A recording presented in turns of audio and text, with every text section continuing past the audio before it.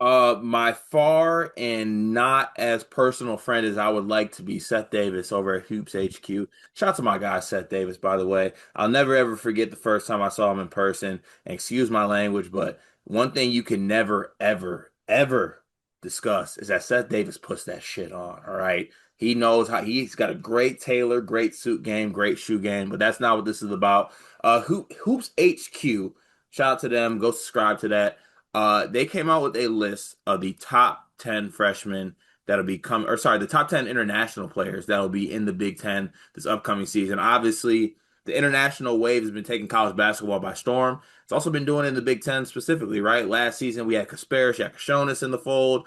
There's a very, very big influx, I guess, of Big Ten internationals that have come in this past season. And they came out with a list of 10. Shout out to Hoops HQ, like I said. And number one on that list was none other than 6'4" freshman guard from Purdue, Omer Mayer, who I think will be starting for Purdue. We'll discuss that a little bit more. But some other players of note on this list, Hin Stambach, who, I mean, anyone who watched him during the U19 tournament, I did not put enough respect on that kid's name.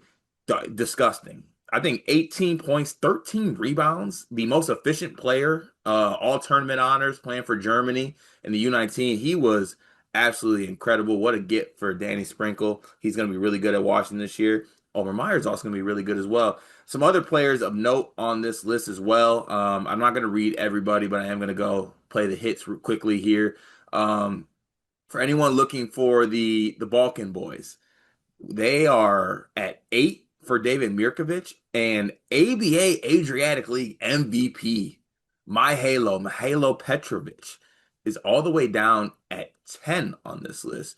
Riley, I'll throw it to you first. First of all, the debate between one and two. On this list, to me, I feel like you got to go with either Omer Meyer or Hein Stambach. So I'm fine with it, right? I'm not going one way or the other there. All right. I will say that Steinbach was incredible this summer. Omer Meyer had his moments too. He was really good this summer as well. I need the Riley official rankings here. Who are you putting one and two?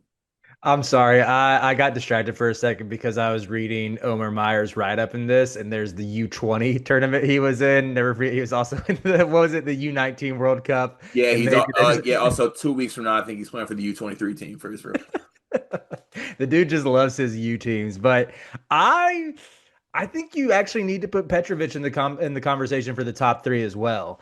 I mean, you mentioned his pedigree in the ABA, one of the 10 best leagues in the world, playing for a good team in Mega and being their offensive engine. That was the biggest snub to me is Petrovic being all the way down at 10 when, I watched a decent amount of ABA games this summer just because my team, UNC, recruited an ABA player with Luka Bogovac. And there were times, if you want to knock Petrovic, there were times where it felt like he sort of floated and wasn't as involved as you would like, considering that he averaged like 14 and 7. Like there are times where it's like, Petrovic seems like he's been a little bit quiet, which I wouldn't have expected from their point guard.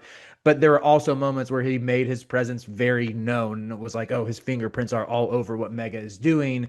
And I think he should translate immediately to Illinois. And I couldn't believe some of the names that I saw ahead of him. But in terms of the players who I personally like the best, I think Steinbach is probably better than the other two. Steinbach is I think he's the only one of this group who has a chance to go in the lottery. Mm. And you're seeing, I think Gavoni had him just outside the lottery, and some other mocks, maybe Wasserman had him in that 15 to 20 range. And it just seems like he can do everything on the court. He can dribble, pass, and shoot. He's got good size, and he's just a ridiculous rebounder. And as the NBA skews bigger and bigger again, I think you're going to see rebounding become more of a premium. My only question mark with Hans this upcoming year is like, is Washington going to be good? Is Danny Sprinkle going to know how to use him? Is he even going to get any touches? Or is Kwamari Peterson, Des Claude, and Wesley Yates going to be fighting over the ball too much? But I love Steinbach.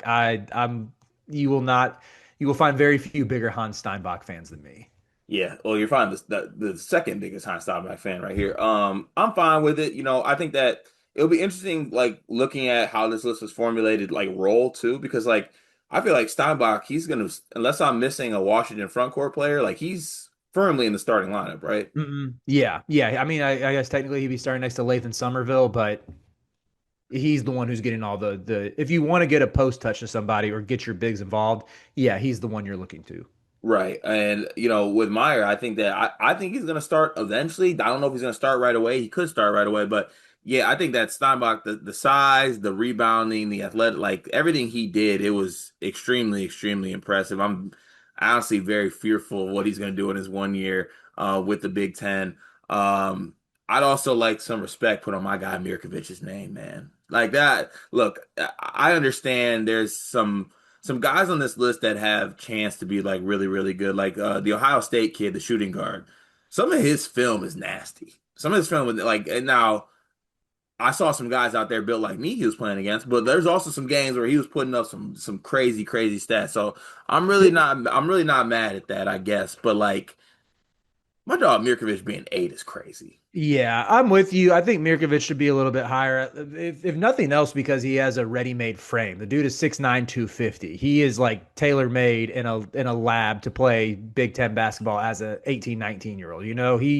I don't think he's going to deal with any sort of issues translating up a little bit. Where someone like Grujic, I believe, the German Mhm. wing, yeah, at Ohio State, he could face some of those difficulties, even though he has good size. I will. Can I give you a stat that might change your mind a little bit on Grujic though, and at least view him as a potential top five guy? Please. So he averaged 14 points, 3 rebounds, nearly 4 assists for FC Barcelona's U18 team in the Adidas Next Gen tournament. Mhm. Dame Sarr in that same tournament played 15 games for Barca and averaged 17 a game, 4 rebounds, 3 assists. So I think if you want to compare stats, I think we are probably locked in and seeing Sarr as someone who could go lottery this upcoming year. I Mhm. think he's really prolific with the ball in his hands.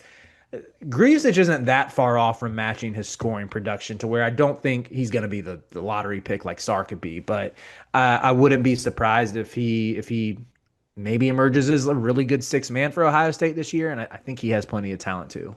Yeah, and I mean, I know you brought it up offline. I had to tap in. His U18 Eurobasket tournament was insane. He led that tournament in scoring with 25 points, uh, eight, almost 9 rebounds a game too, and like 4 assists. He almost had triple doubles in some of those games. So, he was extremely, extremely productive, and I think that he will be a piece for Ohio State. Once again, you got to see what that looks like as well. Also, shout out to Guillermo Del Pino because I know he had a game winner. I think it was in the was it U19?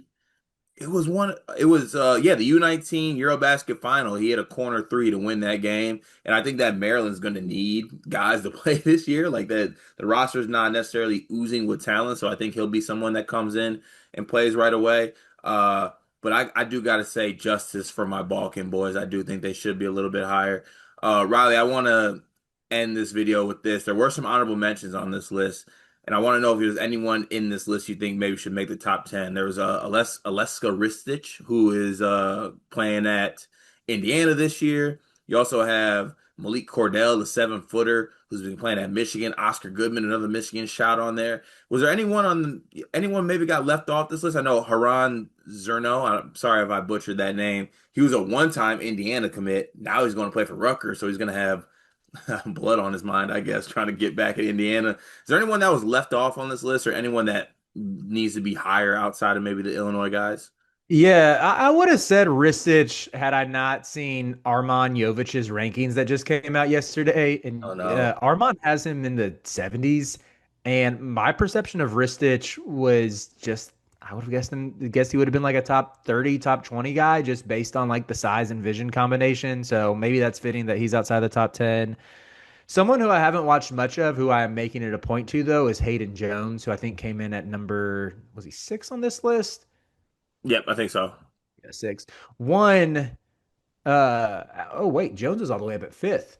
Uh, you and I were Badgers guys last season. I would like to be a Badgers guy again this year. I think they're going a little bit under the radar. As long as Greg Gard continues to prioritize offense and ball movement and shooting and playing with pace, pretty fun brand of basketball to watch. A stark contrast from what he did the previous like 4 or 5 seasons. And Jones is a former rugby player who had a really good World Cup with New Zealand. And the only reason why I mentioned that is because Alex Condon was playing Aussie Leagues football before basketball, and we saw how that worked for him. To where that's at least on my radar to monitor. Maybe going from rugby to basketball, we see a similar trajectory from Mr. Jones. And now that shall get thrown on my radar. Shout out to Hoops HQ for this list. Also very excited to see the international flavor, as I like to don it. That'll be touching the Big Ten this season. We will follow a lot of those players this season. Be sure to stay tapped into the YouTube channel.